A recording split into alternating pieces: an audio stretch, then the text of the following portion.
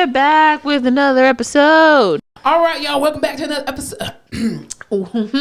Welcome back to another episode of the Face Off podcast with Fleming and Fowler. I'm Alyssa Fowler. I'm Monica Fleming. And we're here today to give you the cool sounds of Freddy Cruz, the Quiet Storm. Exactly. Welcome back, everybody. We missed you. We missed I know y'all. you missed us. Thank you guys for bearing with us and just being there with us, during this trying time of the holiday season. It is a trying time. Fowler was out. We were supposed to record literally within hours. We couldn't because Alyssa was having some technical difficulties in her body. Let me take you guys on a quick journey. Let me paint you a picture. It's a brown picture, but I'm not laughing. I poop used to gross me out. Until I started working in the hospital. I'm like, I could literally give a shit. So I suffer from what I like to call the dads. The dads. The day after drinking shits. Okay. Some people just throw up to get it all out in the morning. Mm-hmm. I have the dads, right? That's like the way me and my IBS is set up. Mm-hmm. I went with my mom to her coworker's birthday party, and it was a bourbon tasting. Woke up in the morning, had the bubble guts, but I was like, that's not crazy. That shit happens all the time. Yeah. Day after I drink. Mm-hmm. But it's usually like a one and done situation. Yeah. When I tell you, every time I moved, every time I shifted, every time a muscle contracted in my body, I was like, it's a DEFCON situation. I'm running to the bathroom to expel the entire contents of my stomach into the toilet. Jesus. Horrible. And I was like, okay, I haven't eaten very much. Like I had a little bit of dinner the night before, maybe lunch. It's the seasonal depression. But so I was like, okay, after the third time, I was like, there's literally nothing else inside of me. Like this shit's going to calm down. Well, it did calm down because there was nothing else in my stomach. And I was like, you're going to faint. You probably need to eat something. Ate something, immediately expelled. And I don't know when the last time. Are we having a face-off baby? I was just going to say. Alyssa's pregnant. There was a video the other day of this girl, this quote unquote cute video of a pregnant girl bumping her stomach with her non-pregnant friend, and then it cut to where the other friend was pregnant and they switched. And I sent it to Marissa and I was like, don't fucking ever. Because we were just with her. I don't know witchcraft that is. The previous weekend. Yeah. No, and so I had some kind of like 24-hour stomach bug. It was awful. Yeah. It felt like someone stuck a hot Cheeto in my asshole. It was on fire. I'm not laughing. I haven't had a stomach bug I haven't been sick like that in so long. It was just. I'm sorry. I just got a visual of somebody putting an actual hot Cheeto somebody's ass. That is 100% what it felt like. I texted her and I was like, my asshole hurts. She was like, take a bath. I was like, do you want to record? I was like, why don't you just do a sitz bath, do some Epsom salt, some warm Epsom salt? Did you? You probably didn't even do that. No. And then, because I was like, I don't want to sit in anything. I don't want to irritate. And then, so I was like, it calmed down to the point where I was like, I think we can record. Yeah. And then it just reared its ugly head again. And I was just like... Because we were going to record on Monday and then you were just like, nah. Yeah. It kept coming. And I was going to go to work Monday. And then I was like, you know what? Can you imagine if you were lifting up a patient and just shit all over yourself? Shot myself? No. And it's just so hard to find a bathroom at a hospital when you need it. Right. Because it's always going to be locked or occupied. Our job is so hard to do when you don't feel great. It's very true. Yeah. Because we don't... Yeah. It's too physical. Yeah. So then...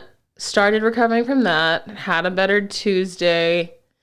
Maybe it must have been either Tuesday or Wednesday. I felt like someone stuck a hot Cheeto in my nose, like in my nostrils, burning, green mucus coming out. I think it's allergy, sinus infection. And then we just got a cold front. It's freezing in Texas. So then, which I'm happy about. Yeah. So like my stomach cleared up and then my nose started acting brand new. Yeah. But I'm here. Thank you for all the people who texted me, asked me if I was okay. I wasn't, but it was very nice of you to ask. But you're here now. But I'm here now. Thank God. It's just the holiday season. It's the time. Wash your hands. Did you see the TikTok video? Because at first I thought you had C. diff, and I was like, you're too young to get C. diff, man. Bitch, when I tell you I thought I had C. diff, but I know it didn't smell like C. diff, which if you work in a hospital, you know what C. diff smells like. And that's something you do not want to get. I'm also not in the best place insurance-wise, so I was like, I refuse. I cannot get it. I cannot afford a hospital bill right now. Even though I work for the hospital, I cannot. My ass is going to be there being like, I don't have a social security number. Nope. I can't tell you it. Sorry. Nope. But we're doing better now. I appreciate you for being with me All is well that ends well. That's good. Also, we fell back an hour.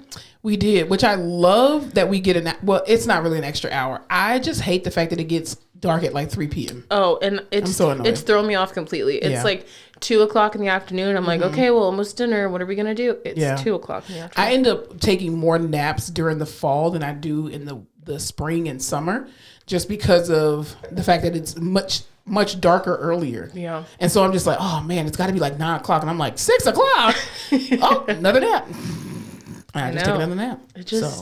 I'm like, when does the darkness happen usually? I just don't think that. Who's controlling the lights? Is my question. They are turning them shits off. They are turning them off like crazy, and I just don't appreciate that because I'm just like, I know there are different countries that, or like Alaska. No, it's not a country. Alaska's a state. Alaska. But I just know that there are some other countries that have like 24 hours of darkness or 24 hours of light, or during daylight savings, but they don't change their clocks. And I could have swore Congress passed or the Senate passed a bill where we weren't going to keep doing that. Wasn't that the big thing last year? It's like, we're getting rid of daylight savings. And then here we are doing it again. The daylight has damn been saved. I guess one last time. I'm not a fan. I do always love the extra hour, but that was when I was like going out and stuff. So it was nice to be out an extra hour. Now I'm not. Yeah, but in healthcare, nobody wants to be at work for 13 hours. No. Especially for nurses. Do they have to stay there an extra hour on daylight savings? They do, but it's time. The extra hour is time and a half. I didn't even think about that. Mm-hmm. I would hurt somebody. Yeah, it goes to 2 o'clock and it goes right back to 1. You're like, oof. God dang. Closing time. Yeah, that's why I could never work night shift. Oh, Jesus, no. I did it once and I won't do it again. You worked a night shift? Oh, when you were a CNA? Mm-hmm. I did it for 2 nights and I quit. You're like, yeah, this isn't going to work out. I was at that damn snack machine the whole night. I was walking around them patients, like the sundowning patients. I'm just like, listen, Mr. Johnson, you need to shut the fuck up and go to sleep because I'm sick of this shit. Yeah, I quit. And they were like, hey, we need you to work. No, it was actually at Health South. Sorry, Health South. They're no longer Health South. So technically I don't work for the new company. I won't say what the new name is. But anyway, that was an undergrad. I don't do that now as an adult. I wasn't a PT. I was a CNA. But anyway, yeah. How was your time without me? My time without you was amazing. Great. I, as Love always, to hear it. Any time away from Fowler is a great time. But it was cool. I was able to do a couple more repairs and stuff. Fixing my tail light. I'm telling you, God is turning me into like a Renaissance woman. And I don't know why, because I'm like, no, I don't want to do that. My hands are very fragile. And I'm so glad I did not get my nails done because I had planned to get my nails done just for the holidays. So I'm glad I didn't because I literally had to change my tail light and then my cabin filter and everything. Let me just tell y'all this. For those of you who drive a car, which is probably most of y'all out there. Here in Texas, it's definitely you. Absolutely. Please make sure y'all are changing your cabin filter. What the fuck is a cabin filter? I can tell you probably haven't changed yours then. The cabin filter is what the filter that filters the AC air that you breathe into your car. They changed that at Valvoline when you get your oil changed. No, they don't. Yeah, they say this is what your filter looks like, and I said, yeah, but that's your engine filter, probably not your cabin. The one filter. that goes in the glove compartment. Okay, that's your cabin, yes, but you need to be changing both. There's 2 different ones. There's your cabin filter, and there's your actual engine air filter. Well, they always ask if I want to change it, and I ask how much it is, and they say $25. Oh my God, you're getting robbed. I say keep it, and so I just never change it. Well, you're getting robbed by like $5 because it's the cabin filter itself is only $20, and it literally takes you 2 seconds to put it in. And I just put my little essential oils on there, so it makes my car smell very nice. What oil do you choose? What do you mean? What essential oil is it? Oh, it's a combination of like what do you think I was asking about your car? Orange, amber, and peppermint. Ooh, yeah, so it smells really, really good. That's nice. Yeah, I thought you were talking about the actual. Are you a synthetic girl or? I was like, whatever they put in the damn thing. I mean, I know how to do it, but I'm not going up underneath my truck, and I don't have anything to put my truck up on, so that's not happening. But anyway, other than that, it's been really, really good. This past week, my back kind of went out again, but anyway, I'm at about 85%. Nice. I'm better. What are you doing to rehab yourself? Laying in the bed. I was off for Veterans Day. First of all, thank you to all of our thank you to all of our veterans out there. Service. Thank you for your service. Everybody that has served this country in any capacity to keep us alive and well, safe and free. To keep us in the bed. Very true, and being comfortable in our homes. What was your question? Oh, what do I do to rehab? Yes, so I just laid in the bed literally. I didn't get out of bed until like 6 p.m. I love that. Also, I thought Veterans Day was one day. I didn't know we celebrated it multiple days. No. So the day is on. I thought it was Saturday. It was on Saturday. But the Saturday. calendar says it's Friday. Well, that's the day it's observed. So like for the banks, the bank holidays, and people who work at VAs and the government, they are off. We were off on Friday. Yeah. So the way we just you know what my grandpa was telling me? What? I called him for Veterans Day and he was like, yeah, they're sending me to see some kind of counselor. And I said, really? He was like, yeah. He's like, I guess there's something going on at the VA. A bunch of people are just, kind of losing it. So they want to make sure no more veterans are losing it. So they're trying to get as many veterans as they can to see mental health counselors. Wow. And I was like, surprising. Well, that's awesome. That's awesome. But you have I did see this one video. I wish I would have did this before we started. But there was this one guy, he's working actually on a documentary, and it happened to him where he is not from the United States. He was not born in the United States, but he was raised in the United States. He also joined the military, and I think he served in the military for like 6 or 7 years. U.S. military? In the U.S. military. They deported him. Yes. And apparently it's a huge thing where the United States military, once you get out of the military, if you are not born here, then, or you don't have citizenship at the time you join the military, they will deport your ass back to your country. So they don't have to pay all your benefits and shit? I guess. I'm not sure, but he's working on right now getting a law passed. That is the shittiest thing you could do. That's horrible. This person serves your country and then you deport them back to a land they don't even know. Bye. But not only that, you have a lot of people who come over here at 2 and 3 years old. They don't speak their native tongue, their native language, and they don't know anybody over there. And then you deport them like as a veteran? But he's trying to get a particular bill passed right now that will prevent that and also bring a lot of the veterans who have been deported back to their home countries back over to the United States.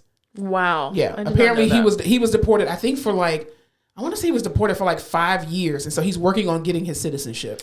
Wow. Well, yeah, it's insane. But suicide rates of veterans is high. Shocker. Especially around the holiday time. Yeah. Too. Also, I don't know if y'all know, but San Antonio is military city USA. Yes, we are hella veteraned up. Yeah, we're militarized. We're militarized. Don't come here if you're looking for problems. No. So I think that's a really good initiative because, a lot of people, especially that age group, like older veterans, they don't know how to...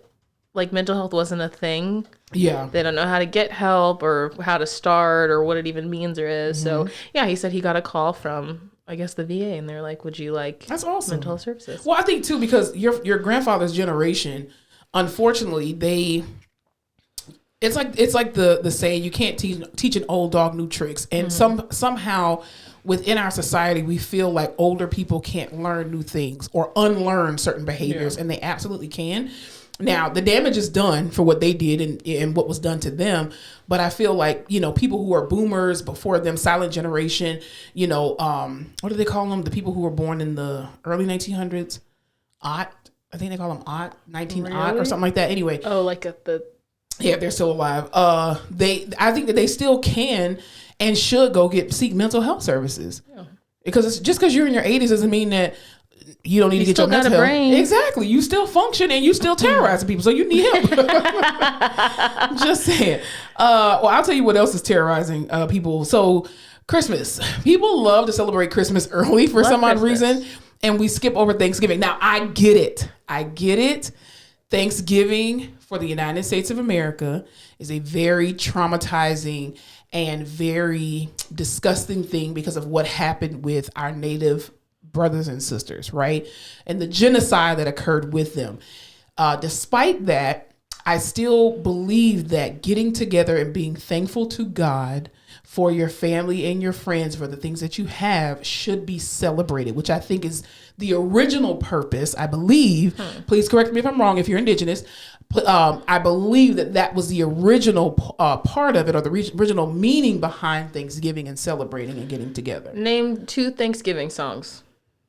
There are none. Exactly. So we're not celebrating. Give thanks unto the Lord. No. Thanksgiving is a cute little weekend we get to celebrate, Veterans Day, Valentine's Day. What? Valentine's Day? We keep it pushing and we get to Christmas. What is Valentine's Day in February? Thanksgiving is a road bump on the way to Christmas. But you should be thankful. Oh, no, yeah, we're going to be thankful. But everyone gets so pissed off when you put your Christmas decorations up for Thanksgiving. Because if I don't, then it's a waste because December goes so quickly that if you do not have decorations up before like early to mid-November, it feels like a waste. You have to get all this shit down. You have to put all the lights You're up. supposed to do it as a family, giving thanks, and whoever's house you hosted at, they're supposed to come, like, help you decorate your tree and stuff as a family. Yeah, like leave it to Beaver Days. I'm sure that worked. We did that in my family. Thank you very much. And if my mom and dad would have decorated while we were kids, as opposed to saying, it's a pagan holiday, even though they celebrate Jesus' birth. It's about Jesus. We don't need a tree. That's not of God. It's like, I don't think God has any issue with trees because he created them, but okay. Are you, okay, so do you decorate for Christmas? It depends on the year. Okay. Most of the time I do. You're a vibes If my nephew is coming, absolutely. Okay. And if I have time. During the first pandemic, no. I mean, the first pandemic. The first year of the pandemic, I did not. But then the second year I did. I am a Christmas girly. This girl already has decorations up. I already got them up. First of all, because I love a light in the nighttime. And it gets so dark now. True. I love a mood light. But again, it's just like, it takes so much to put it up and take it down that I want to leave it up for as long as possible. True. My mom used to put that shit up in October and it would piss me off. Well, I used to go crazy when I first became an adult. And because, again, my parents didn't decorate. They decorated before we were born. My sisters and I were born.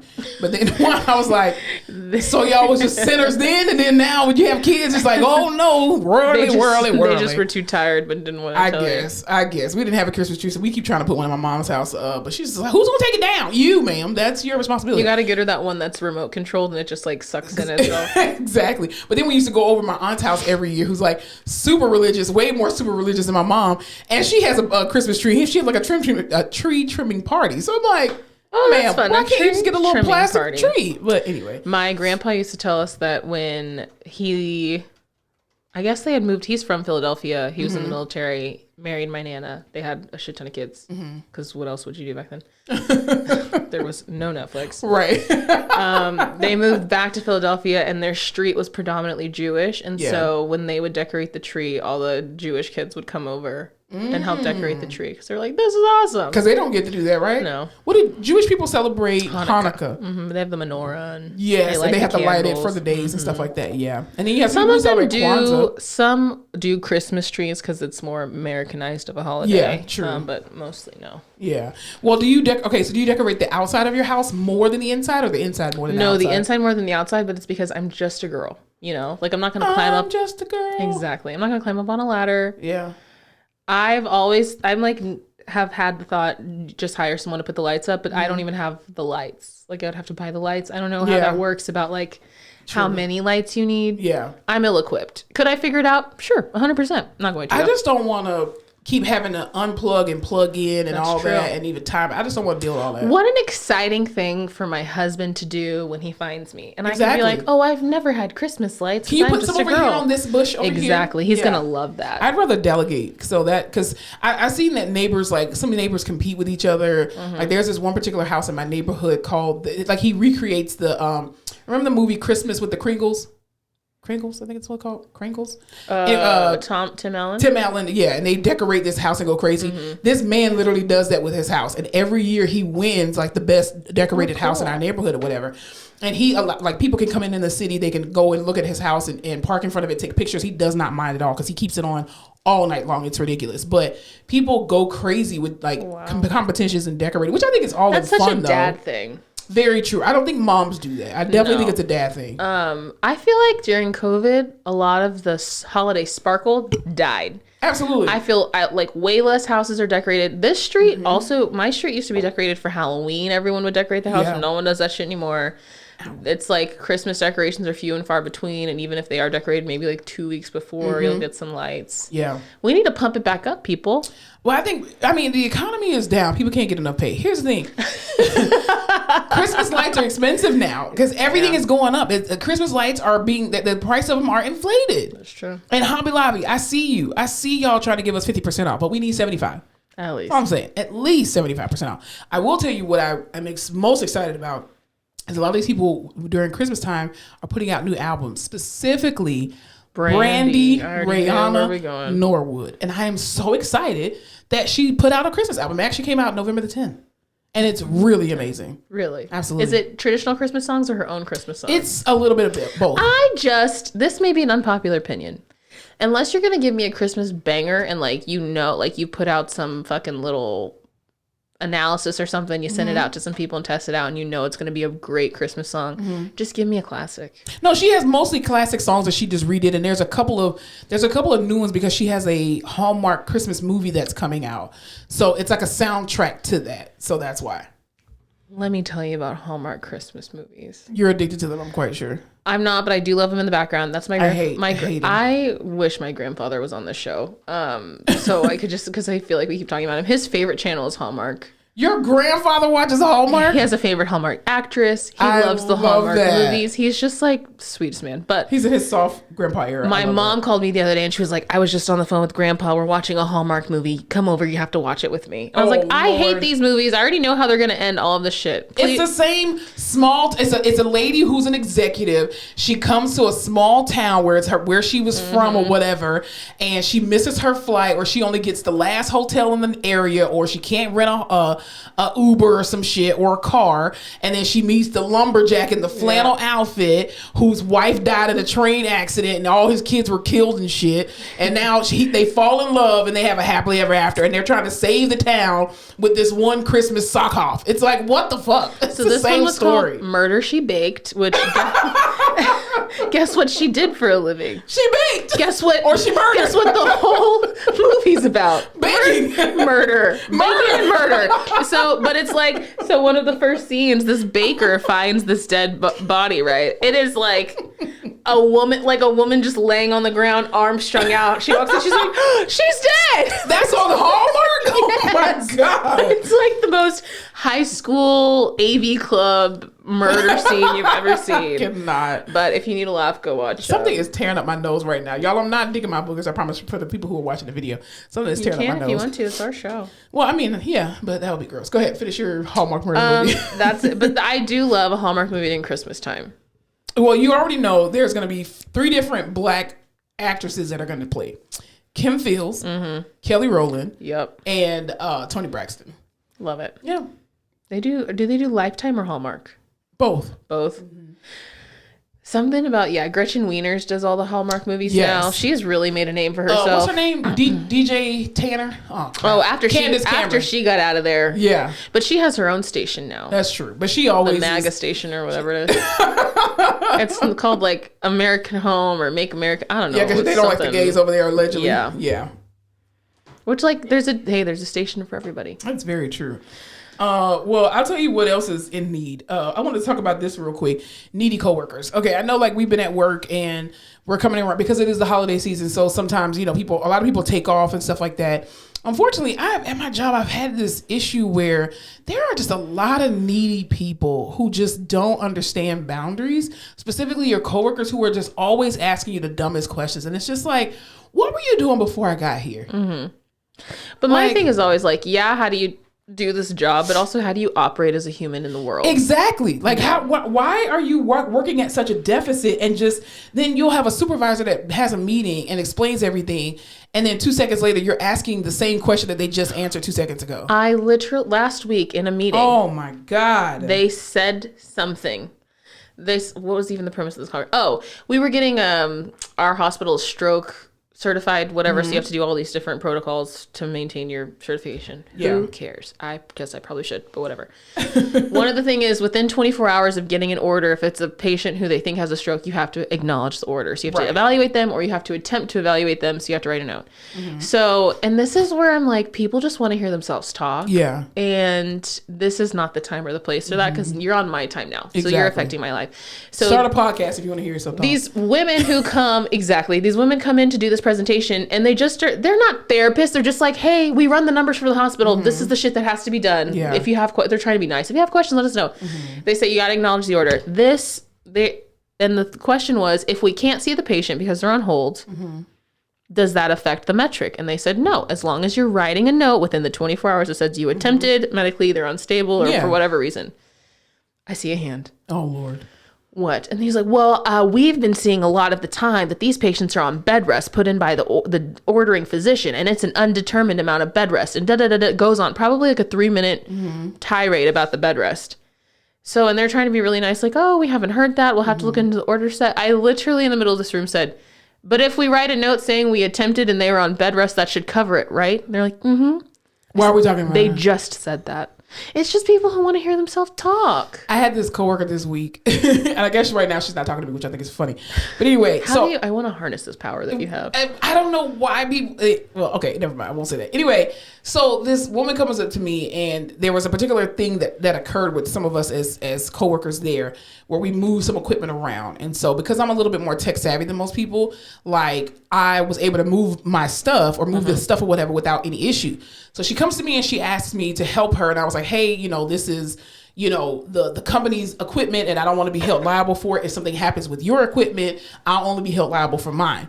And so she's like, oh, well, can you just at least like talk me through it? And I was like, I just ended up getting so not frustrated, but just like, I just had to professionally tell her how needy she was. So I literally said to this woman, I said, the amount of daily assistance that you require, I do not have the bandwidth to meet that need. I would cry if someone told me that. I was just like, I don't understand how you operate at having and requiring such a high level of assistance daily. Well, and have you seen all the TikToks that are like, women now are too in their masculine, and you need to live this softer life, and you need to ask for help, and you need to do all this shit. And I'm like, it just sounds so inefficient. Not with another woman. No. Don't but then do your soft life with me. I see these people who act like that, and I'm like, are you getting everything you want? Is this why you act like this? Yeah. Because it works? Obviously it has to. Like we're doing the same fucking job here. Yeah, and I just keep telling her no. So it makes But I feel like also I'm not a lot of things, but what I am for the most part is socially aware. Okay. So when people come at me with that kind of shit, I'm like, oh, obviously they're telling me to fuck off. They're trying to be polite and tell me to leave them the fuck alone. Why does no one get that? Because people are not self-aware. That's why. I need y'all to take a hint. Seriously. Well, speaking of take a hint. Is this where you tell me something? No. Speaking of taking a hint. This one. No, we were talking about because night before last, one of my really good friends, one of my best friends, she came in town. And so we went out to eat and everything, and we kind of noticed like the tipping culture, like our waiter was not very attentive. I'll say that. Now I will say, let me just preface this by saying I am a tipper. Okay, I tip all the time. No, well, I mean, I'm gonna pay for the bill, yes, but I'm a tipper. I don't like to go out to restaurants with people who do not tip. But I feel like tipping culture nowadays is a little bit hostile, okay? And I'm gonna give you a few examples. So I went to one of the burger joints here because it's a vegetarian burger place. And when I got my burger, if it's vegetarian? Yes, it is. It has lettuce, tomatoes, onions, and mayo on 2 pieces of bread. We'll face off on that at another time. And so, when I paid for the meal, they were like, "Oh, do you want to add a tip?" And I was like, "Well." In the drive-thru? In the drive-thru. Oh, you got me fucked up. In the drive-thru, they asked.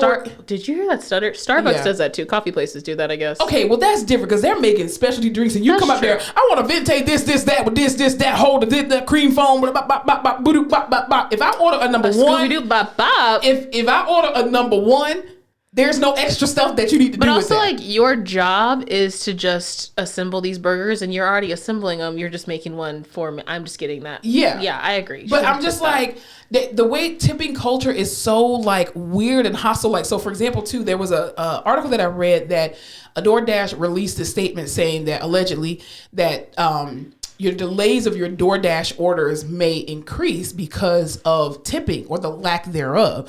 And I just feel like, okay, I'm a person who does not use DoorDash. Do you use DoorDash? Yes, but I would like to, I wish that showed you a history of just the times you've added items to your DoorDash cart, seen the total with the tip, and immediately removed it from your cart. I'm like, I'm not that hungry.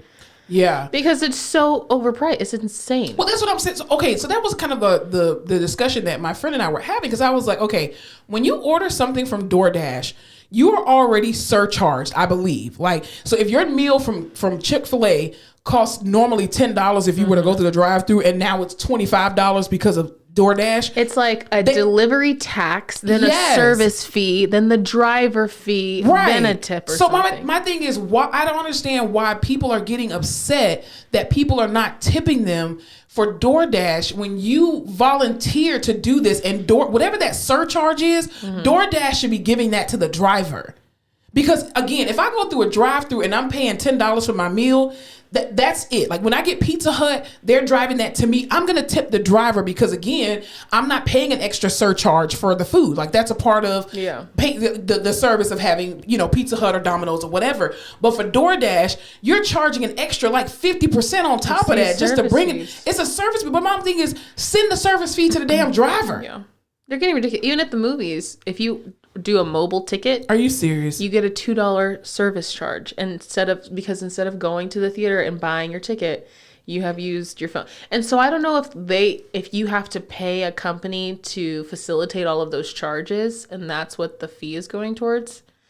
But I would think it's just the company. Well, even in the grocery stores, they're doing that now. They're asking for like, oh, do you want to leave a tip for the cashier? And I'm like, what? To scan my own groceries? Absolutely not. It's in self-checkout, not in the regular cashier area. No. Because, you know, even too, when I was growing up, or in South Florida specifically, Publix, I remember my best friend used to work for Publix for many, many years, ever since she was in high school. And I remember if you help somebody with their bags out to their car, you cannot accept the tip, which I think is the dumbest thing because they always ask you, hey, do you want help putting your groceries in your car? Now, to me, that's an extra service that does not come along with you just regularly ringing up my groceries and stuff. So yes, tipping should be, you know, you should be willing to tip even sky caps and stuff like that at the airport. These people are picking up your bags and stuff like that. That's kind to tip. But in this industry, I feel like we are screaming at the consumers to tip, but nobody is screaming at the company to pay their workers more money. Services, I love good service. I will pay for good service. Very true. It's getting piss poorier and piss poorier. Is that a word? Yes, it is. And so, like, when we were in Europe, you don't tip. No, you don't. They look at you weird. It's disrespectful to tip. And, yeah, the servers are absent for half of your meal. Yeah. But I'm not fucking paying your tip. So It doesn't really matter. I'm okay over here because you're not getting any of my money. Besides, you know what I mean? I wish people could tip us in healthcare. People have tried to tip me wiped your ass. I want you to tip me. I really don't, but I'm just saying. In ARU one time, this man, I told him the plan for a day, and he goes, and how much will that cost? Aww. And I was like, $150. Right. Oh, you want a shower on top? $350. One of my coworkers, every time you ask her a question, and she answers your question because she knows the answer to everything, and you're just like, hey, such, and she's like, oh, okay, you get the answer. She's like, that'll be $5. And I'm like, well, as long as I owe you, you'll never go broke. But no, I think the service industry at large, like, us in the service industry, because we are, as physical and occupational therapists, we are in the business of service. But I just feel like, again, these people, the consumers, the customers should not be held responsible for paying people living wages. And the company, the responsibility needs to be thrown back on the company to pay these people a living wage. There's no reason why in the year 2023, you working at Olive Garden, your base salary is $2.50. And then you get pissed off at a big party because they don't tip, but you're not getting pissed off at Olive Garden. Yeah. That just makes no sense. My tip you should be balling because of tips, where not as in the result of it. From, and like where the 20% came from and the 15% came. Oh, and this whole gratuity added for big party shit. Yeah, I don't like that. Y'all know I never read the receipt. Y'all know I'm going to tip on top of that. And you're betting on it. I'm pissed. I get pissed every time. No, I read my receipts. But I don't have a problem tipping people, whether you're doing a good job or not. I just think that it's because even last night, the waiter that we had, he wasn't very attentive. But at the same time, I understood from his standpoint, he had a table with 10 plus people. So I'm like, okay, he's not paying us any attention. I asked about some pumpkin cheesecake. He got a little flat. I was just like, hey, do y'all have any pumpkin cheesecake? No. He just walks away. Well, bitch, I said I was ready to order, but okay, whatever. I still tipped him at the end of the day because I know that there are times where I'm at work and I don't feel like being all jolly and very attentive. So I can completely understand that. And I just met this guy. I'm not going to take his service personally. But if you're just downright a piece of shit while you're serving somebody, I'm not giving you a tip. Well, and here's the thing. I'm lying. At the end of the day, first of all, I will always tip a server because I wouldn't want to do that job and I appreciate you doing that. I wouldn't want to fucking do it. At the end of the day, your job as a server is to what? Take my order and bring the food. That's truly it. And I would like for you to not do it with a stank ass attitude. But if you did, so what? You still did your job. Exactly. So I appreciate when people, do go above and beyond, and I like to show appreciation for that. Yeah. But also, it's hard out here. It is, but I think, again, the responsibility and the accountability needs to be put back on these large, greedy-ass corporations who do not pay their servers and do not pay their workers. That's who you should be pissed off at. That's who we all should be pissed off at. Where did that start, that we're going to pay you $1 an hour, but hopefully you'll get tips? Because, I don't know, probably some white man. He was like, okay, I have this great business idea. Yeah. We're not going to pay you. Same people as credit cards. If these people would like to pay you. Exactly. Because people were probably capitalizing too much on making too many tips. And then they were canceling their shifts. And so they're like, you know what? We're going to make your base salary $2. And it's just like, that should be illegal, that an Olive Garden waitress or waiter salary is below minimum wage. That makes no damn sense. Focusing on Olive Garden today. Well, I mean, I haven't gone to Olive Garden in a very long time. Well, do you know, I've never... I don't know what Olive Garden pays. This is all I literally haven't been to Olive Garden in years. I never talk about it. I never crave it. In the last 2 weeks, out of my mouth, the words Olive Garden have come out probably like 4 or 5 times. Really? Yeah. I haven't been to Olive Garden in years. Mind. I don't there really must like be a pasta TikTok like about it or something. Yeah, I don't really like pasta like that. What were you talking about? I mean, I do, but... It just makes me bloated, you know, and it makes me have a moon face. So, yeah. Cute. No, it's not. What were you talking about, Elon Musk? If you've ever sat and thought, man, I wish someone would shave my head, drill a hole into my skull, implant a microchip that kind of works as what Elon calls a Fitbit of your brain, for an experimental basis, then boy, oh boy, does Elon Musk have the opportunity for you. I don't trust anything, man. He is asking for volunteers now for his brain microchip that he's trying to launch. And he has thousands of people volunteering. Okay, wait. So, here's my question. Yeah. In the world of research, we know that research has to be approved and to make sure that it doesn't harm humans or species and all that kind of stuff. Yeah, I've heard about that. What governing body is going to allow him to practice on humans, even if they want to participate in this? I don't know how it works. Oh, the FDA. The FDA is approving that. Neuralink is what it's called, and it has FDA clearance to start messing with people's heads. This is how you know, allegedly, that the FDA is paid off. Because they ban the research of stem cells. Mm-hmm. Stem cells. Mm-hmm. But you're going to let this man practice on people's brains? Mm-hmm. Wow. Why do I need a Fitbit in my brain? Just what are you trying to make Ozempic and insulin free? This is why everybody needs to watch The 100. Go watch The 100 on Netflix, and you'll see what this is about. Like season 5, you'll see it. It aims to operate on 11 people next year at over 22,000 by 2030. Oh my God. I want off this planet. I want off this planet. Can you Jesus Fitbit Lord. in your skull? What do the Simpsons have to say about this? Do we have an episode of The Simpsons about that? No, I don't. I don't watch The Simpsons. No? It's very educational. It's very predictable. It just makes me scared. Well, yeah, true. It's kind of like how I feel when I watch Black Mirror, because I'm like, oh, this could 100% happen. Oh, well. But yeah, Elon's at it again. He's always doing some crazy shit. Didn't he said he would pay Wikipedia a crazy amount of money to change their name to Dickopedia? Did you see that? This is how you know Elon, and this is not a threat against his life. This is not a threat against his life. I repeat, this is not a threat against his life. People who start wondering stuff like this need to get off this planet, because you are so rich and wealthy that you are bored with regular human activity. Well, my question is, like, you know how they say, like, art begets life, da, da, da, da, mm-hmm. and like people make these crazy memes about him. Now I genuinely don't know what's real and what's fake. And I feel like 15, 20 years ago, there were all these conversations about like the internet's going to get so crazy. You won't know what's real and what's fake. I genuinely don't know what's real and what's fake anymore. AI. Someone could tell me that Elon Musk wanted to implant a chip in everyone's brain. I'd be like, that sounds insane, but it's fucking true. Mm-hmm. You know? Yeah. Well, they even say, even speaking of the internet and stuff, that apparently there's some kind of solar activity that's been going on, allegedly, that it could wipe out the internet for like a week or a month, like the or whatever. Netflix movie that's coming out. Yes, and I'm just like, people are just like, I saw Charlamagne the God. He posted, he was just like, thank God, the great disconnect.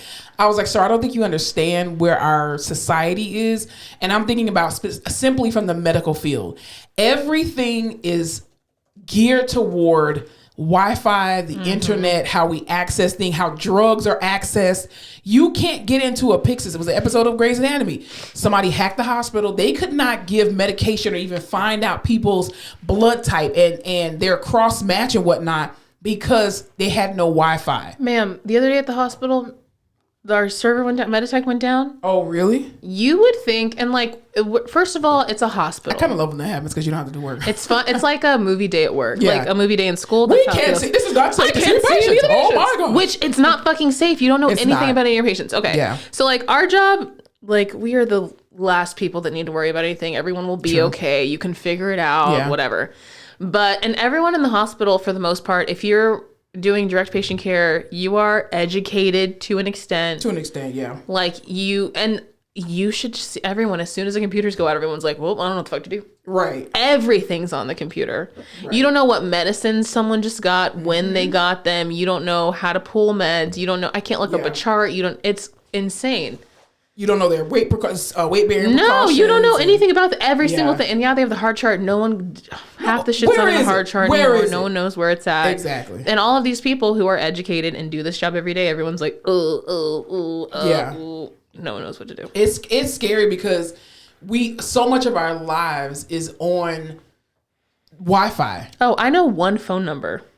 Oh, see, I know. See, I come from the generation of knowing phone numbers, so I memorize phone numbers. Actually, I know two. I know my mom's phone number and my best friend's mom's phone number, and that's on some pre-cell phone shit. I know at least 20 people's phone numbers off the top of your head, and that's why I know if something happens to this world, only people over 35 will survive. Absolutely, because we survive without it. Yeah. You've had that. There's that part of your brain that had to be developed. I've been given everything. Critical thinking. That one. Survivability. Yeah. Yeah. Executive functioning. Yes. All that stuff. Absolutely. Yeah. I'm doomed. It's scary to think about that because I'm just like, most people's houses are run off Wi-Fi. Mm-hmm. Your security cameras or your TV or your, Where's the physical key to my house? Okay, don't tell anybody that. But, well, this shit's locked down. It's like Fort Knox, right? Which I am allowed to do. Well, and I have it somewhere, but I don't use the physical key to my house hardly ever because I have all these other locks through Wi-Fi through the keypad. Even most people's starters in their car. Yeah, they don't have like an actual key. Yeah, how do you start your car if it's keyless? I have a key. You have a key? Mm-hmm. I loved having because Hondas and Toyotas will not especially Toyotas will not get rid of their starters because of that. It's a reliability issue. Mm-hmm. So that's why they don't trust remote start. Yeah. But no, I definitely have a key. I have a physical key that I have to put into my ignition. I love that. Yeah. And I won't get rid of it. Yeah, but, so it's the end of the world as we know it, people. It is. Also, probably don't. I know I was an advocate for the Apple chip in the wrist because I would love to not have to carry any identification and or a credit card. That's definitely a Gen Z thing. But a microchip in the brain just sounds a little... No, I also watched that HBO show, remember? That was like... Upload? No, but that was a good one too. Yeah. This one was about like a Mark Zuckerberg, Elon Musk type of person implants a chip into his girlfriend because it's supposed to be like it brings you closer together. Oh yeah. I remember you telling me about that. That shit went south. So. Yeah. Well, even the 100 and even what was the other one you were telling me about? Black Mirror with you put the little. What is it? Swallow a pill or something? They put some kind of chip somewhere in the back of their head or it attaches to the back of their skull, and then they are in a whole video game. It's crazy. I'm like, hello, have y'all seen The Matrix? Serious? The Matrix was made how many years ago? And we forget. Was trying to tell y'all. I mean, come on, Lawrence Fishburne, even Jada was in there. At one point. Come on. It's crazy. Well, speaking of Jada, adjacent to Jada, who released a new book. What were we talking about Britney Spears and her book? So I read with my ears the Britney Spears audio. You listened to an audiobook? Yeah, I've been on some audiobook shit. It's now you're trying to be like me. Well, it's nice because you don't have if you don't have time to read, but you still want to read something. True. You can be doing a bunch of other stuff. Very true. Which is very not time consuming, time efficient, time wise. Time efficient. Mm-hmm. Okay. Anyway, that was such a good book. Really? So Michelle Williams is reading it, not Destiny's Child Michelle Williams. Mm-hmm. People have been getting that a little confused. Yeah. I think we know if it was Michelle Williams. Can you imagine? Child. Michelle Williams reads it, and I forgot it was her. I literally thought it was Britney Spears. Mm-hmm. I don't know how she makes her voice sound like that, but it's amazing. That book was so telling and informative and shocking, but fair. It's not just like a trash talking, gossip loaded, let me tell you all these salacious things. She's just like, there's so many times in the book she was like, yeah, you guys probably thought I was crazy because the things I did looked crazy, but I was going crazy, and here's the reason why. Yeah. And it just talks about how shitty her dad was and how horrible her sister was and how she just loved dancing and performing. So for a while she didn't give a shit that everyone was using her, and then she looked around and she was like, okay, well, I want to stop and I can't. No one will let me. Yeah. And you guys are ruining my life, and just how horrible they were to her. Ashley O. Yeah, and then like, of course, so that she talks about like the Justin stuff in the early days, and when she was really, and that's cool too, just to hear like what she was going through. But the whole back half of the book is just about the conservatorship and how much she was working, how little she had control of her own money, how much her dad was making, how horrible her life was. And it's sad. It's just like, even she is one. It's like Michael Jackson, Britney Spears, like those names. Everyone all over the world knows those names. She was so Britney Spears powerful. was a phenom. I think back, and like even the things she was saying, she'll read stats about herself, like I was the first woman to do this, and I was holding, and I was like, you were. I think her phenom was even greater at that time than Taylor Swift is now. I would agree. Like Britney Spears was the it girl, like across the board. People went crazy over Britney Spears, and just internationally, like Taylor Swift, they got shit on Britney Spears, and especially in that time where social media was not a thing.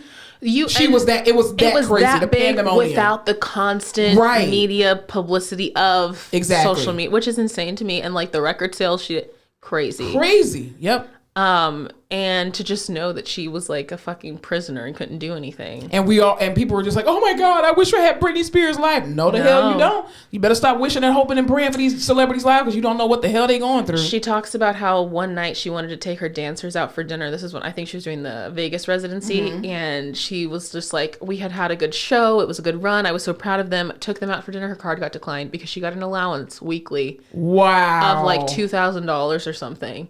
That is insane. And I was like, to be Britney Spears. Yes. And not have, like, that is insane. I wonder if she could sue the shit out of her dad. I would sue him. Yeah.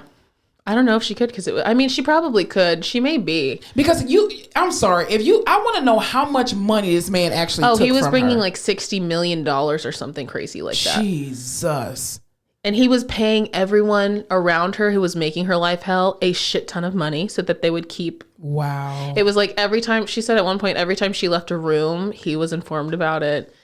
She couldn't have her own cell phone. She couldn't have anything. I don't think conservatorship should be allowed for anyone who does not have a documented disability. Yeah. That to me, conservatorship should only be utilized for those purposes. People who are incapacitated, who cannot make decisions for themselves. Not that you just try to deem crazy, especially in the entertainment industry. If these famous people want to spend all their fucking money, if Wendy Williams want to spend her money, let her the fuck do it. Also, she earned the right to do whatever she want to do with her money. Every 3 months, it needs to be reevaluated. Like, are they doing better? Are they doing better? Exactly. Are they doing better? And you, as the conservator, should have a limit on how much you are paid. What was your fee before? That's what you're going to maintain, and all the other bills should now be taken into consideration, and it should be you should only get an allowance. If this person is getting an allowance, you should get an allowance too, because that's dangerous. Well, and even at the end, she was like, at one point she told the judge, I don't care if I have a conservator, I just do not want it to be this man. Please get him out of here. And they were like, no.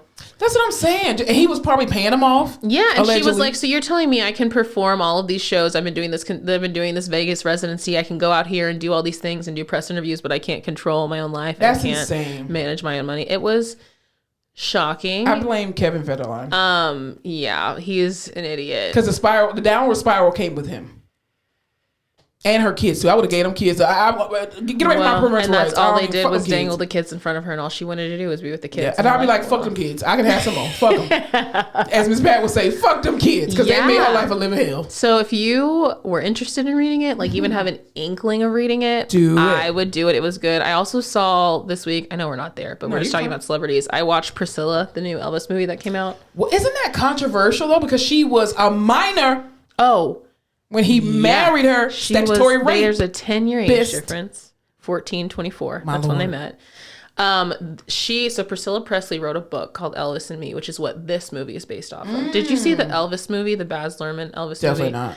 Not a fan. It was like Tom Hanks freaked me the fuck out in that movie. And it was like a weird acid trip of an Elvis movie. This is all about Priscilla, basically, because she was fucking 14. She met him in Germany because she was on a military base. He was in the military. Bitch, she flies back over here at like 16, starts staying with him. They're married by 20. And so it's insane because he just disgusting. Like, it is very much giving Kim Kanye, if there was an age gap, the way he used to like dress her up and had to make sure she looked like this. Very pedo-ish. And very like, she was nothing, but he let her into all these spaces and she felt like, oh, I'm someone with you. Yeah. Very like that, but it was very good. It was very interesting to see. Yeah, you probably won't, but it was just interesting. And he groomed the fuck out of her. Yeah. Well, why else would you be with a 14-year-old? Yeah, and I think he like... And not a 24-year-old when you're 24. When you're Elvis. That's what you could have anybody. You wanted somebody you control. It's like Drake. Drake's with all these 16-year-old girls, and you're like, that's weird. It's Drake, allegedly. That's weird. It's Drake. It's the same weird shit. But it was like he kept her as a pet. Allegedly. He kept her as a pet. That's what it seems like. Like he wanted her to be this perfect girl with her. He didn't even have sex with her very much, says Priscilla Presley in her book. Like that was the problem too. Because she was like 18 and wanted to have sex with her boyfriend. And he was like, no. What, was he gay? No, he was fucking all these other women. But you didn't want to have sex with your wife? Like, I'm telling you, he like kept her as this weird pet. I don't understand it. Maybe he was never sexually attracted to... I don't know. That's weird. I don't know, because she maintains that they did not have sex until she was married to him, that they would do other stuff, but they didn't have intercourse, right? And even once they were married, he would like, it was very seldom that they would sleep together. Wow. But he was off sleeping with all of these other women. That is really, maybe he wanted her to remain pure. He was like, oh, I probably got some of them fucking around with all these other women. That's gross. It was really weird. But if you're interested in that, I would also go see it. Well... child stars, piggybacking off of, this is a not so great topic, but we got to talk about it. So Keke Palmer, who is an amazing child star, we all know and love from, she was in Barbershop or Beauty Shop. She was in Akilah and the Bee. She was True Jackson VP. She played What's the other one? Not Akilah and the Bee, but the jump rope one. Was she in a jump rope movie? No, not that I can recall. She did the Carolina White story on Lifetime. She also did. She had her own talk 3LW? Show. No, not in 3LW. Or what's the show? TLC is the TLC biopic. Yeah, thank you. So unfortunately, y'all know how we talked about it on this show previously, and we reported that Jump In. That's what I was thinking of. Oh, that she had a baby by. The dude's brother from Insecure, Darius Jackson. Right. So they had a baby together, and more notably about their relationship, nobody knows who this guy is, right? But the point is, she went to Usher's show in this beautiful see-through outfit, right? That was very, very sexy, very gorgeous. And he went on Twitter to say, but you're a mom. Put on some damn clothes, basically, allegedly, right?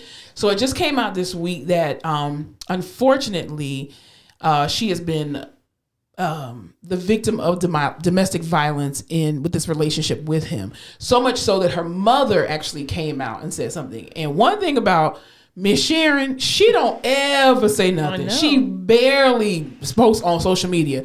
So for her mother to come out and make a statement, talking about this situation was, you could definitely tell there's some truth behind it. Allegedly, I'm just saying allegedly for the protection of our podcast. Yeah. But also too, Keke Palmer ended up posting some still images from her security footage because this past week she was granted a restraining order and full temporary custody of their son before they could have anything before the trial and all that kind of stuff or some further findings. And he now has all his visitation is taken away at this point because of the restraining order that's in place. And the courts don't play. The courts do not play. And again, she has this footage of security footage in her house where he trespassed. There's a still frame of him she's halfway on the couch.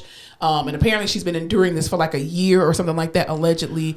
But I just think it's so sad because, again, you talk about, piggybacking off of Britney Spears, and you see these people's lives, you see them in front of the camera, you see them on social media, and they look so happy and so amazing and all of the kind of stuff, and you don't know the dark shit that they're dealing with, and then you look at them, oh, it's relationship goals. No, the fuck it ain't. Did you see, so Darius's brother is Dro from Insecure. Right. Did you see his tweet and delete? He tweeted and he said... My phone locked. Hold. The most disgusting, vile, abusive, manipulative person I have ever encountered in my entire life. ... Abuses almost everyone. Y'all will see. Just send positive energy to the babies. Any child in the middle of something like this does not deserve it at all. Wow, so damn sad. Was he talking about his brother? Well, that's what I'm saying. Because he couldn't have been talking about Kiki. I know. Kiki don't have a history of abuse. Yeah. So that was my question. I would assume he was talking about Keke Palmer because it's his brother, but his brother is the one that's being accused of being abusive. Yeah. So who would have known Insecure would be such a hotbed? They got a lot going on. Because Keke Palmer met her baby daddy, now ex, through Insecure because she was on Insecure. Mm-hmm. She played sister Condola, not Condola. Well, that's her real name. Condola's sister. No, that's not her real name. I'm sorry. I don't know what Condola is the girl on the show. Yes, but that's not her real name. The real Condola is Felicia Rashad's Christina daughter. Elmore. Yes. And Keke Palmer ate that shit up. She did. She wanted to be an enemy of Condola, but Issa ended up making her the sister of her. And she was too good. I hated her on that show. I did too. She was so good. Played it very well, but I just think it's really sad because again, we live in a day and age where again, people glorify people's lives when you don't know the real truth of what's going on. Mm-hmm. People only show you snippets of their life and you think that you know them. And, you look at her and you would never suspect that she's going through this because she's such a vocal person on social media about, respecting women and, men taking care of their responsibilities and women taking care of their responsibilities. And then for her to be going through this, it's really sad because it's just like, damn. Oh, I thought you were okay. No, I'm just saying. I think money and fame make everything harder. I don't think it ever makes things. But I think it also makes it difficult too when you have a woman who makes more money than you and who's more famous than you. But I'm like, dude, you knew she was famous when you first met her. So this idea that she was going to dumb herself down to be able to be on your level is stupid. You should have just brought yourself up. Also, I don't ever know why people fix their fingers to tweet some shit about their partner that is famous. Well, you could tell he had no access to her. That's why he tweeted that shit. Because if you felt like she was having an issue with her clothing and that she was dressing too sexy, you should have texted that to her. Mm-hmm. But the fact that she probably ignored you and then you decided to take it to Twitter like people were going to come against her and be on your side. No, sir, that's not the way that's going to work. And I hate to say this, but these pictures of him give random man in Atlanta. Do you know the vibe? Like, yes. That's the vibe. Like, who... Shouts out to Morgan on TikTok. Yeah, like, I would never be able to... Who is this? Who is this man? Sorry to this man. Keke Palmer is... an unsung hero. She's America's sweetheart. Everyone's gonna rally behind her. You fucked up, always, sir. Always. You went after our girl. What's Kiki's? Is Keke her full name? No, her name is Lauren Kiana Palmer. But her sister called her Kiki, so that's where she gets Kiki. Okay, well, I only know that because I just watched the interview about it. I knew Kiki wasn't her real name. I knew it was Lauren, but I didn't know where they got the Kiki from. Well, pray for what's her baby's name, like Ladarius or something. Leotis, the oldest ass country bumpkin Leotis. name. Just like Jesus Lord, she was dead serious. Hey, Leotis. But anyway, speaking of other prayers, we got to talk about it because we are a socially responsible podcast. We are, well, I won't say I won't generalize this. I am personally praying for, and not because you're not, I'm just saying, I don't want to put my opinions on you. She just threw that under the bus. No, I just don't want to, because I don't know where you stand on it. I'm a humanitarian, humanitarian. No. I just don't want to, I don't want to speak for you. So I will speak for me only, because I know this is a very sensitive topic and there's people on different aisles and whatnot. But I am personally praying for the people that are in Congo, as they are going through a silent genocide. And I think over like 2 or 3 million people have now died as a result. There are a lot of companies, tech companies, I think Apple allegedly is one of them, that is currently stripping Congo of its natural resource of, I think it's coltan or it may be cobalt, something like that. It's the stuff that we use to make phones and iPads and all that kind of stuff and electric vehicles. And they are raping these women. They're literally genociding the crap out of Congo. So we are praying for the safety and refuge of these wonderful, beautiful people. Also, too, I am personally continuing to pray for the Palestinian people in Gaza who are undergoing currently a genocide that is being recorded. at the hands of descendants of people who survived genocide, which is sad. And I've been following some of the social media. I guess they were, I don't want to call them influencers because they're in the middle of a genocide, and that's not being influenced. That's Bassan. Boots on the ground. Boots on the ground. And they are recording, documenting a lot of stuff of what's actually going on. And it's sad because they're bombing hospitals. Mm-hmm. Israel is bombing hospitals. Israel is bombing hospitals where people are going for refuge. And side note, as a healthcare worker, I cannot imagine my house is bombed, my family is killed, and I'm stuck at work and you decide to bomb my job. The same way y'all feel about people shooting up schools where kids should be safe. Seriously. Is the same way you should feel about a hospital being bombed. Yep. There are some places that have always been off limits. Off limits to war. But this is not a war. This is a genocide, and that's why they don't care. Israel doesn't care specifically. Well, just so everybody knows, I'm also praying for everyone. No, right. I just don't like to put my views onto you, unless I know we've talked about it collectively. But yeah, no, it's horrible. I didn't even know about all the shit going on in the Congo. Yeah, because it's black people. I'm just being honest, because I didn't know either. Did you just see? No, probably not. I think we may need to rethink Kanye's plate. That's all I'm saying. We may need to do an apology tour with Kanye, and I won't further explain right now. But I think maybe I owe Kanye an apology. Well, and here's the thing that I've always thought about Kanye West.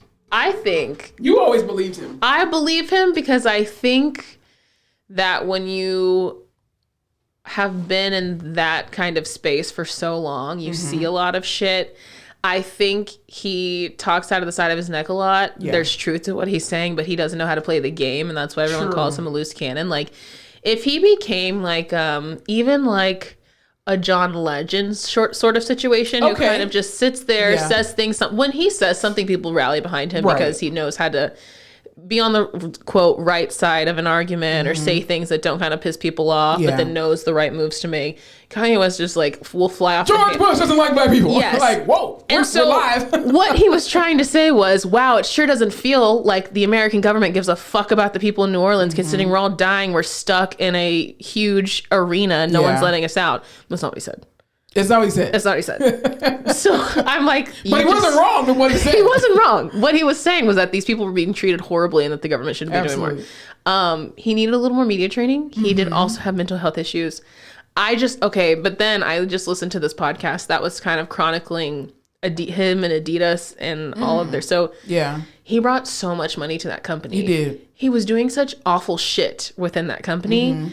And I think he does shit just to piss people off because he can a lot of the time, which also doesn't work in your favor, because then when you're trying to make a point, people are like, you just do things to piss you off. To his defense, to a degree, as I'm learning and unlearning a lot, especially with this genocide that's happening over in Palestine, we as Americans are unlearning a lot of stuff that we thought was real or we thought was truthful. Going back to your point earlier about you don't know on social media or just on the news what's real and what's not. And I think some of the stuff that Kanye has said is truthful. Obviously, his delivery was a bit much for people to digest. Right. So it made it seem like he's crazy and off his meds, which I've personally said, right? Which I still think he was off his meds. I mean, he's crazy. I think he was off his medications. But also, too, even with him being off his medications, there was still truth in what he was saying to a degree. Correct. And we've had this whole, you can't say, we've had this conversation before about specifically how you can't speak out or speak negatively about Jewish people in Hollywood a lot of the time, because immediately, no matter what you say, you're anti-Semitic. You're anti-Semitic. People will shut it down because there's this fear of, they own so much of the industry. Right. You will get into all of these things. I think a lot of the things he does is like, oh, you think this is bad? This is just a symbol. It doesn't mean anything unless you put meaning to it. Oh, you think this is crazy? It doesn't actually mean anything until you put this meaning to it. Yeah. But still, when people hear crazy things, it's a lot easier to be like, oh, that's crazy, and we got to denounce it so that we don't get pulled into it. Yeah. Than to be like, And I think him saying it really opened up a door, but he didn't know how to navigate through that door. I think if it would have been like an Amanda Seales, saying what he said. She has the education, and not only the education, but she has the articulation to be able to make the points valid that he was saying to a degree. And you're seeing it play out in real time, especially with Israel versus Palestine, because it's not Palestine versus Israel. It's, in my personal opinion, from the research that I've done. And then also too, I think we get into this very dangerous rhetoric that anytime you go against this big machine, that now you're anti-Semitic. First of all, just because I disagree with you does not mean that I feel like you deserve to die. Because that's not, let's stop with the bullshit. Let's stop with calling people anti-Semitic who disagree with the fact that Israel is literally committing war crimes and a genocide on people who can't even fight back. You're bombing hospitals. They didn't even do that shit in Vietnam, World War I, World War II. They didn't do none of that shit. Hospitals are off limits. Children are off limits. Schools are off limits, and you're bombing them, talking about that's not us, that's Hamas. Bullshit. Because they're recording it. It's this, which is why, again, they wanted to ban TikTok, because that's the only app right now where globally everyone is able to see the same shit in real time. Who would have thought this little dance app? Well, and then even too, there was this one guy, I wish I remember his name, from TikTok. He made a very good point with regard to the whole actors and writers strike. Because as you all know, or this past week, the actors strike is now done. They've come to an agreement. So now the writer strike was done, I think 2 weeks ago, and now the actor strike. So everybody's getting back to their ass at work. But I think what he was saying, which I agree with, is that 2 weeks ago or 3 weeks ago, you know, Hollywood walked away from the table from the actors saying, no, we want y'all to lose y'all houses. Allegedly. That's what they were saying. We don't care if you lose your houses, your cars, all that bullshit. Now that the media has turned against Israel, and all of these countries are coming together in solidarity, especially these Muslim countries, they are coming together to say, okay, bitch, you done went too far when you bombed this hospital. And now they're scrambling, trying to get their media attention back. Now they're just like, oh, let's get back to work in Hollywood. We're going to distract you with this, because let's now, give you something to binge. Exactly. Everybody is focused on Palestine and Israel. Because you took away my goddamn Netflix special. Exactly. So now that they're bringing it back, they're just like, oh, let's let everybody get back to this is going to release now, and that's going to release now. And it makes sense that you would literally do this, because you want to make sure that you're on the right side of the coin, and you're not. You're killing innocent people who do not have guns. Even what was his name? He's a president in Africa. I can't remember his name, but he made a comment, and he said, first of all, you're sitting here killing unarmed men and women. Okay. Number two, even if Hamas was in the hospital, you don't blow up the goddamn hospital. And that's how it's always been. You send tactical team. Israel is funded by the United States of America. Let's be clear. That's not alleged. That's a fact. Okay. Follow the money. At the end of the day, when Osama bin Laden was over in Afghanistan, right, and doing what he did, they sent tactical teams on the ground. They have to do before they can pull the trigger on that shit. Because they know in this country, as soon as we get wind of it, it's a whole fucking thing. And I'm not saying that there were no casualties and that the United States did not drop bombs on people that shouldn't have been, because they surely did. There are so many. You can't. There's checks and balances. You cannot just go in and fucking open fire on people, because guess what? We're gonna find out everything. Thank you. You cannot do that shit. Even if the Hamas was hiding in schools, you don't bomb the whole damn school. There's innocent people that are living there. And then again, like there was this other video that I was watching that was talking about, as much as the ideology of the United States of America, we think we're this country that's like, well, we're the victims and everybody else is against us. No, the United States of America is the biggest villain in this entire globe. And the thing is, people who live on this globe and in the United States, we don't agree with 100% of the shit that our government does. So please don't think that every American thinks that our United States government is correct and justified in what they are doing, because we don't believe that. Do you know, the video, it's that old show, Wife Swap. You remember Wife Swap? Yeah. Do you remember that little boy who only wanted to eat chicken nuggets? He's wearing that like red shirt, and the mom was like a healthy vegan mom. He's like, oh my God. I just remember the lady, dark-sided! Okay. If you love Jesus, you stay. I'll have to show you this video, but he's just like this little boy, but like talks like a man, but is throwing these fits because he just wants to eat chicken nuggets. He doesn't want to eat whatever. I'll have to show you. Is he autistic? No, he's just from like Louisiana or Oh, something. I was gonna say because you know kids have texture issues. Okay, and you know what? I do not know for sure that he did not have some kind of autism. He could possibly. From what I know, he didn't. Hold Okay. on. Wife swap chicken nuggets. Okay, I'm so glad this was the first video that popped up. Put it in here. Yeah. I really do like chicken nuggets. They're good. Curtis, what you want for breakfast? Chicken nuggets. Okay. Chicken nuggets. Okay, let me find the part where. Okay. Kitchen to fill these. We can do I it. don't like this crap. Definitely no cheese in the can.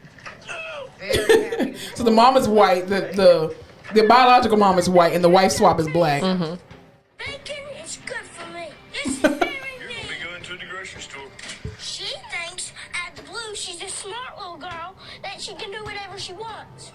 No, that's not how she can do it in our family. She's act like she's the queen and we're the sorry people.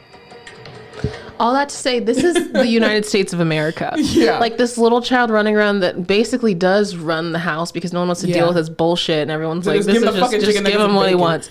We are the chicken nugget kid. Yeah, and then too, we keep going around to other countries trying to make them into little America. And then even when they were talking about this whole ceasefire and trying to come together globally, all these other countries are saying, yes, there needs to be a ceasefire. And they asked Joe Biden, old decrepit ass, talking about what are the odds or the chances of a ceasefire? He's like, none, zero.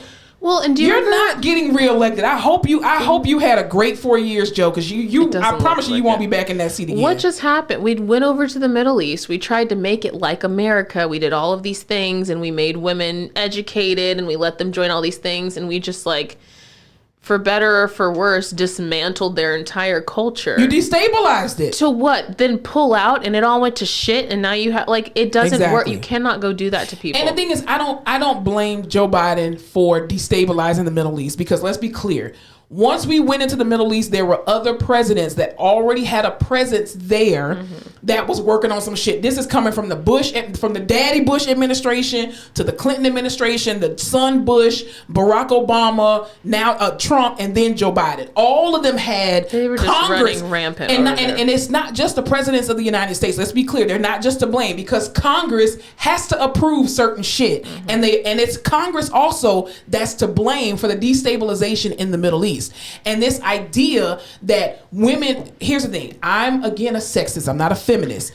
She said it once, she'll say it People again. have rules and regulations in their countries for specific reasons. And the way that the media does, we've all been brainwashed to a degree, because that's why I said too, we're unlearning a lot of stuff. We look at these other countries as they're horrible. We look at these men like, Gaddafi and say, oh, he's a horrible person. Well, why was he horrible? Because he was trying to ensure the success of the continent of Africa. That's why you didn't want unity between Africa. You've always wanted it to be divided. Even Nelson Mandela said, none of us are free until Palestine is free. You gonna go against Nelson Mandela saying I that? wouldn't. The I man who personally can't die. wouldn't. When is he? He died. I know, but it's the Mandela effect, you know? Well, I don't think that's the same Mandela that they're talking about. But Yeah, how everyone thought he was dead before he died. that's very true. So and when that did Sinbad didn't do Shazam, and he did. Yes. When did he actually die? He died. It was sometime after Beyonce became famous. No, I just remember because he asked her to perform for him in Africa, and she did. As long as he was Maybe it was able like to the meet early 2000s. Beyonce. He died in 2013. Oh, boom! I told you. That was not the early 2000s. We are still technically in the early 2000s. That's true. Yeah, Okay. so I was right. Technically, I'm right. But yeah, I just think that it's just sad because even the one TikTok creator, she posts on Instagram and on TikTok, and it's gut wrenching being on this side. I mean, it no comparison to being in Gaza right now, but as a consumer of what is going on, and this girl is literally documenting not just her, but there are also a lot of other people that are digitally diarying and basically being like your modern day Anne Frank, right? And they're on the grounds and they're documenting this stuff, and whenever they can get service and whenever they can get electricity, they're uploading it, and every day you're just waiting, holding your breath. Like, has she posted yet? Does anybody know anything? And you can't just, nobody else has access to this girl. So she literally comes on. She's like, "Hi, this is Basan. I'm still alive." That's literally her first two lines that she says every time. "This is Basan. I'm still alive. Here's what's happening. This is the date. This is the time. Blah blah blah. The Israeli soldiers have done this. They've done that. And it's not just her saying what they're doing. She's showing it.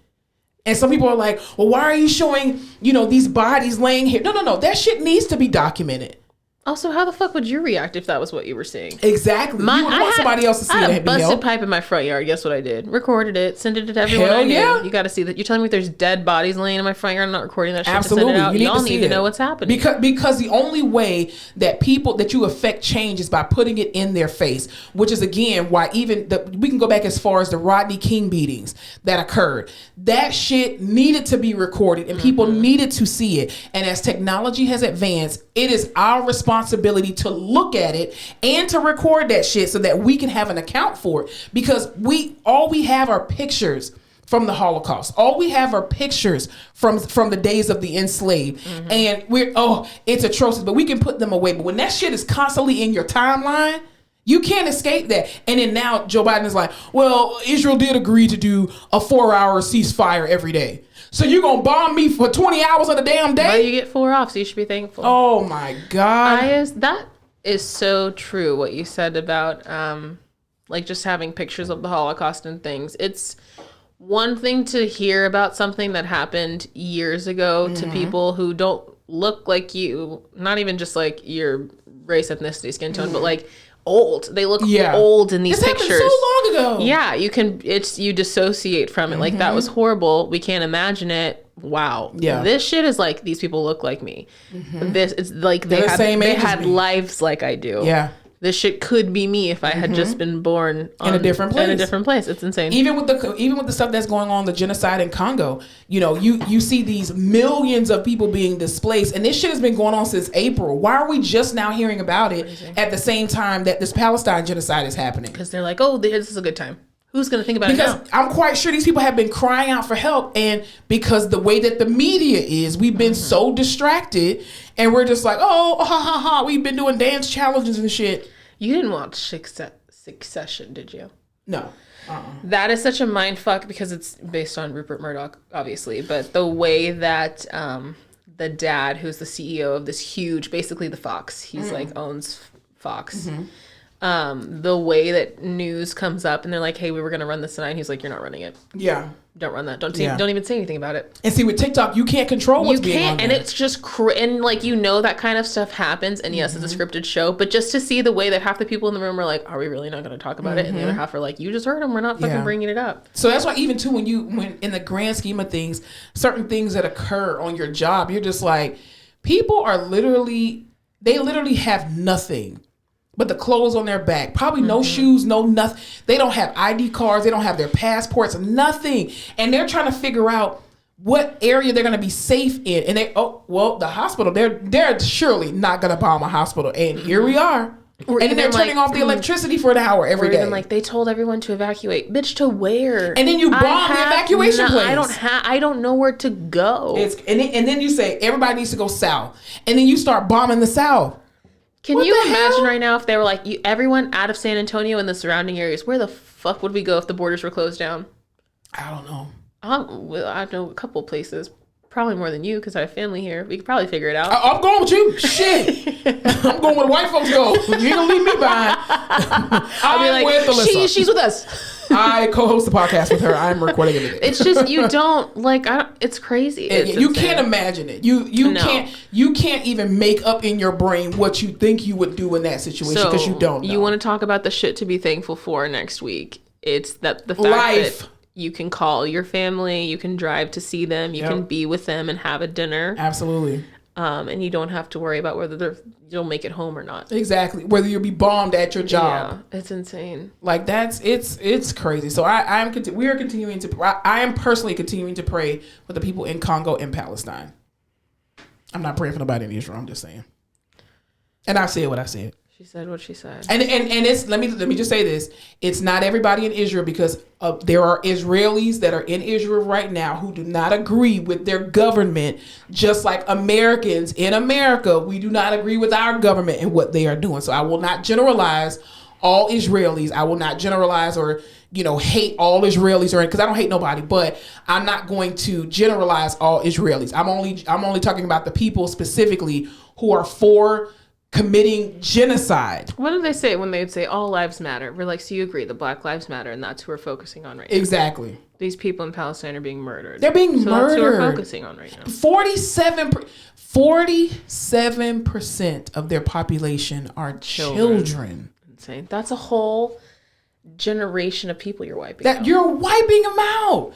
Your ancestors literally came from Germany and were welcomed onto this land because somebody said they weren't pure and didn't deserve to live. Some of the pieces that I've heard some Israeli extremists say, talking about God promised us this land and he's going to wipe out every Palestinian. What kind of God are you serving? But also God, not the military. But here's the thing. God, did he not create the Palestinian people? Some theologians will argue that Jesus was Palestinian. Some would say Jesus was from the Middle East. This is what I'm saying. Like, come on, people. I don't know. It's just, again, we are praying. I am praying that, oh, Lord Jesus, help this planet. Heal your land, Lord Jesus. Anyway, on a little positive note, let's move from positivity. that. The Grammy nominations have been announced. My girl, Solana. Who's also SZA. I love her. Love her new body. Love her music. I cannot. Love her. I love Victoria Monet. She was nominated for 7 Grammys. SZA was nominated for 9. Damn, they're the top 2 nominated women or people. Black girls. I love it for them. Black girls. And they both kind of came up in the music industry together as well, too, being writers and everything like that. And I just love their story. And both of them were both snubbed by the VMAs. Mm-hmm. The VMAs did not nominate or put up for nomination SZA for Record of the Year, Video of the Year, something like that. Video of the Year. And then they told, allegedly, the VMAs told Victoria Monet's people, oh, it's too early in her story to have her perform on the... She's been writing for Ariana Grande, Rihanna, and everybody and their mama, literally. There's no way you're going to tell me that we're going to have a white boy winter with all this Jack Harlow shit, and we're not going to acknowledge the SZA fucking video. Hell, Ice Spice was nominated for 4. Than't you. Which I'm still trying to figure out what she do. And I'm not like Barbie. I'm not hating on Ice Spice because I think she's a beautiful woman, but I just don't know what she sings. But SZA. But you know who Ice Spice reminds me of? Lorde. Remember Lorde with an E? Mm-hmm. When she came out and she took over, she was winning Grammys. We were like, what does bitch do? And now you don't know what she is. I read, and by read I mean listened to a TikTok. The other day, and it was about Lorde. Like her rise and not fall, but kind of fall off. Because didn't she fall off because she supported something that people didn't like? And you know what? I didn't listen. Is the thing that I swiped right past it. But with every right. But I'm just like, SZA puts out, I don't know, Lorde's fans, I feel like, love her. Mm-hmm. They're writers and dyers. SZA, she's got it. SZA is no skips on the albums. SZA is a lyricist. Man. If she weren't a rapper, she would be a lyricist.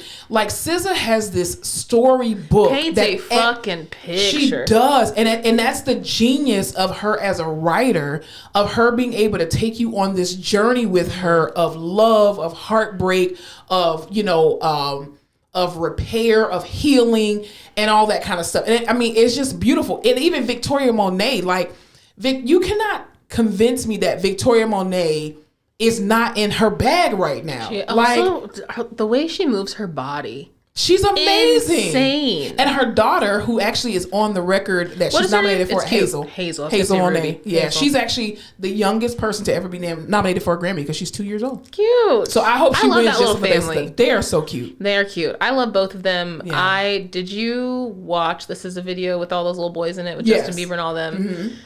Loved that. I loved the first SZA album. the second one didn't sound like the first, Yeah. but still loved it. And it's I love the hard for second one people better to than this do that. first. Yeah, I Yeah. feel like it's not polarizing, but people like either the first What or do the they say? It's second. like the sophomore curse or something like that. Like most people are fighting to have their second their second and record. so it goes either she was going to do more of the exact same Yeah. and people were going to hate it, or she was going to do something different and people were going to hate it. SZA is that girl. She just is. Man, I want to see her so bad. I'm pissed I missed her when she came. I don't want to. That's one person I don't want to see in concert. So I saw her in Because Austin and it was great. The only reason why I'm saying I don't want to see SZA in concert is it's not because of SZA herself. It's because people will be singing her songs at the top of their lungs, yes. and I don't. It's just like I don't want to pay for a Beyonce concert, a SZA concert, a Jasmine Sullivan concert because people are going to be singing what if more they than the silent artist. discoed it? I would love that. Like everyone, that's my You gotta sensory shut the processing. fuck up. Yeah. Yes, I would love and that. you just hear just the artist. I would absolutely do that. But even Brandy, I don't want to see Brandy in concert, not because of Brandy, but because of the fans. Y'all are gonna be trying to out sing her, and then she's gonna be, let me hear her. No, let me hear you. Turn this shit fuck you down. wanna hear me for? Turn you up. Like I don't want to hear Alyssa next to me screaming to the top of her damn lungs. Hell no. Then people get mad at you. Everybody on mute. Bitch, you cuss at me, I will knock your ass out. Yeah, right. Shut your fucking ass up, bitch. You too much. Too much. I get mad at Jessica every time we have a song. I play music in the office now Yeah. because this job is depressing, and Very the only true. way for us to not, gouge out our eyes is to listen to something happy. Yeah. Every band that comes on, she's like, "I saw them in concert. I saw them in concert." She goes I saw to them every in damn- concert. she I'm goes like, everywhere. also, it is like $900 to see someone in concert now. Yeah, it really is. It's very expensive. I wanted to see. Sorry, the you're fine. Eagles. Do you like the Eagles? Like the football game? I mean, the football No, team? the Oh, Eagles. the band? The band. No, don't even know who they are. Okay, it's just this old like yacht rock band. It's very popular amongst white people. I was going to say, yeah, that should definitely be white side. I was like, wow, it's their last tour. I would love to go see them. You'd know their songs if you heard them, but it's Yeah. just like background music. Right. And $900, literally $8 to $900 for shit seats. Nah, you're a lie. That devil lied. Come on, who has money for that? Only person I will go see in concert, which is really not a concert, Miss Pat. That's it. That's not a concert. Exactly. And her tickets ain't $900 either. Yeah. And you have a good ass time. And you only hear her. You know why? Because she'll cuss your ass out if you keep talking to her set. As she should. Which I feel like people should do that. I feel like artists should cuss you the fuck out if you're singing through their Have sets. you seen Steve Lacy in concert? No. I don't even know who Steve Lacy is. I wish I knew you wanted me. I wish I knew. Okay, that's on TikTok. Yeah, Yeah. but he'll like cuss out his audience. He'll be Good. like, y'all don't even know the words. That's what I'm saying. Like, I just want to go to a concert and enjoy the artist singing it live without the boundaries of the studio. I don't want to hear anybody else. When they're like out of the spotlight for a couple of years, they do a little small venue. People are all 35 and above. I want the listening session. That's what I want. listening Because then nobody sesh. knows the words, so everybody shut the fuck up. Yeah, there you go. Anything else we need to talk about before we talk about one more little thing in the rehab corner, kind of technically? I'm trying to think if I got anything else for you. Oh, Howard University actually is the first HBCU. You know? That's right. That's Alyssa's alumni, alma mater, they're the first HBCU to actually have a figure skating team, which I love that ice figure skating team, and I love that. I bet you black girls on ice.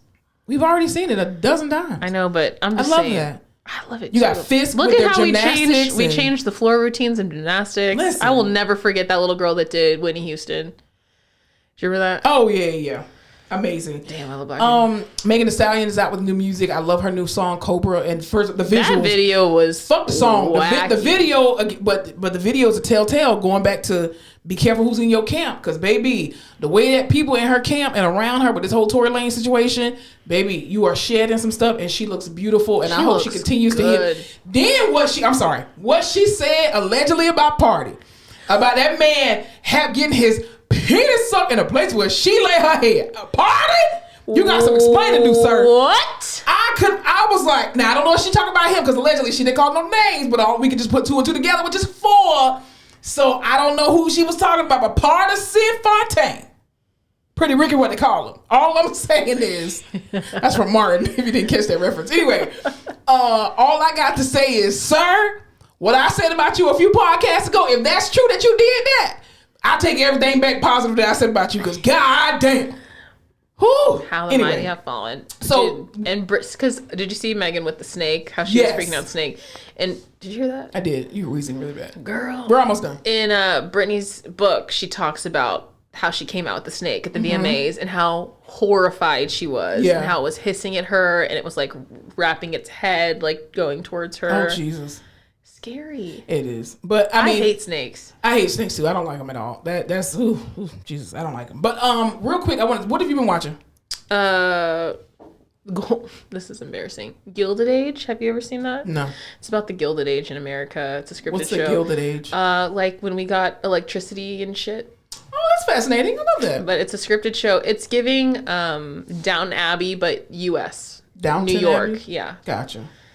That's what I've been watching. It's a show that like, it's one of those things where it's not like this gripping show that I have to watch every episode, but for some reason I can't turn it off. I love that for you. Yeah.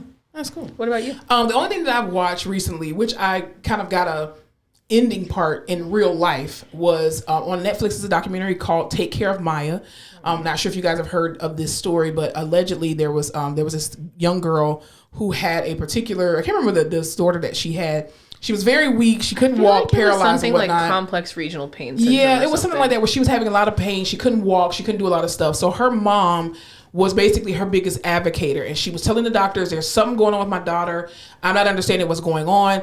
They kept feeling like, John Hopkins themselves, the hospital, allegedly kept feeling like there were inconsistencies within the girl's behavior, that the mom was causing the girl's behavior, which is basically Munchausen's by proxy or whatever. And so it got so bad to the point where they banned the mom from coming to the hospital. Well, as a result of all of this stuff, she kept telling them, give my daughter ketamine or whatever. It's making her better, blah, blah, blah. They had video of her like in her OT sessions. They actually had the PTs and OTs on the stand recording. They were like, this girl was not faking her atrophy. She was not faking her, paralysis and her paresis and her deficits and all this other kind of stuff. So because they banned the mom from the hospital and nobody would take her seriously and her cries and her desperation to get her daughter some help seriously, allegedly, she committed suicide as a result. Mind you, her daughter had a flare-up like this before. She couldn't find any help, so they found a doctor in Mexico who was like, I have this experimental treatment that we can do, and basically he just like knocked her ass out, gave her a shit ton of ketamine for like 4 or 5 days, and it worked for years. Absolutely. So the mom was like, I know this sounds crazy, but this is what she needs. It's happened before. And the hospital was like, you're a wacko. Exactly. And they made her out to be can this you imagine horrible person. trying to advocate for your child and the hospital's just like, you know what, and then they ban you from being able to see your child and come up there to visit. Then you commit suicide. She writes this letter to her daughter. Her daughter gets better. I think Maya is now like 16 or 17. Yeah, because everyone thought she was crazy and hurting her daughter. And the daughter knew that her mother wasn't hurting her. And so some of the staff also too believed the mom, but then there was other staff that were above them, like the MDs, who were not believing her, unfortunately. So fast forward, the family sued Johns Hopkins Hospital for $200 million. This past week was the ending of this. That's not in the Netflix special or in the Netflix show because it just happened last week. But the jury awarded Maya's family $261 million in damages because they literally, allegedly, only for the purpose of the podcast, they caused this woman to commit suicide when she was right the entire time. Also, they were specifically withholding the medication that she had told them would cure their daughter. Absolutely. She was trying to get second and third opinions. They weren't doing anything. So you saw this week in the courtroom when they announced that they were awarded the $261 million and that Johns Hopkins was eligible. And you know what? You know who has $261 million? Johns Hopkins. A hospital. Yeah, they do. They're going to get it out the insurance policy. Y'all, hey, sorry to everyone who works there. Y'all ain't getting no Christmas bonus this year. Getting raises this year. But I'm just like that. The fact that, again, even in healthcare, we continue to say on this podcast, like, we get it. People come in as malingerers or people who come in faking. Everybody does not fake, even if it looks like it. You still have to treat the symptoms. And the minute you think you know, more than a mother knows who has experience with her child, you are putting yourself in a dangerous position. And it's sad that this girl now has to grow up without a mother who literally took care of her, who died trying to help her. And you drove this lady crazy to the point where she committed suicide because she didn't want to be a problem and a hindrance to her daughter's health. Her mother felt like, if I just get rid of myself, then maybe they will listen to my daughter and actually do for her what needs to be done. Like, her mother made the ultimate sacrifice. Mm-hmm. But allegedly Johns Hopkins is going to appeal the award, but I doubt if it's gonna get removed, honestly. Because this case, I'm sorry, once it go on Netflix, it's done.